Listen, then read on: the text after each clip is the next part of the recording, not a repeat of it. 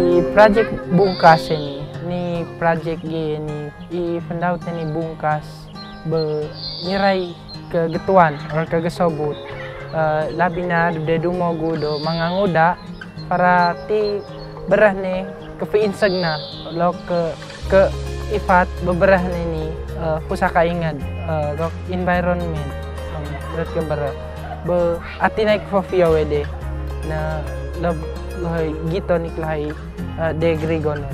Ang bungkas ng salitang Taduray, ito po ay nangangahulugan na to open upang buksan ang isipan ng mga kabataang katutubo na hindi lamang ngayon ang ating buhay kundi mayroon pa tayong susunod na henerasyon.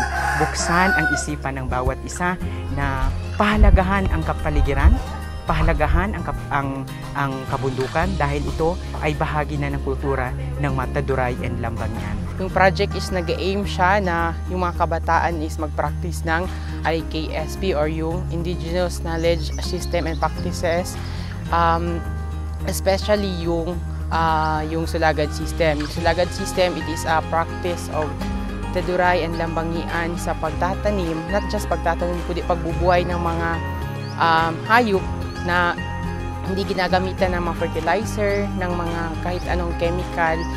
Bagkus ito ay pagpapractice upang makatulong sa pag-lessen ng climate change.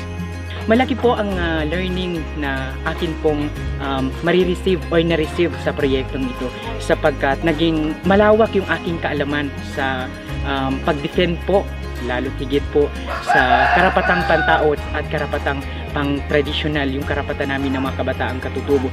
Lalo po itong nakaraan po ay nakaranas kami itong sinasabi nilang bagyong Paeng na kung saan marami hundreds of life po ang nawala sa mga katutubo. Yung impact ng project na ito sa bawat individual is maaari siyang makatulong sa mga kabataan, especially sa Taduray and Lambangian, na ano ba yung karapat-dapat na gawin, ano ba yung mga practices, especially sa Sulagad System, para hindi lang makatulong sa sarili kundi sa community.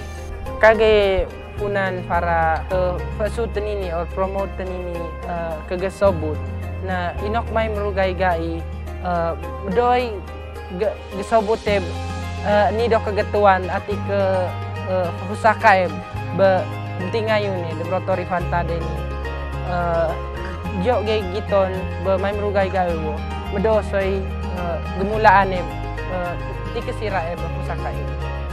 Malaking tulong po itong proyektong bungkas na ito po na mabuksan ang isipan ko bilang isang kabataang katutubo na hindi tayo pwedeng umasa sa kung anong meron tayo ngayon. Bagkus, tibayan natin ang ating loob at gagawa tayo ng sariling paraan para maprotektahan ang katutubo, ang mga kabataang katutubo at ang kabulukan po.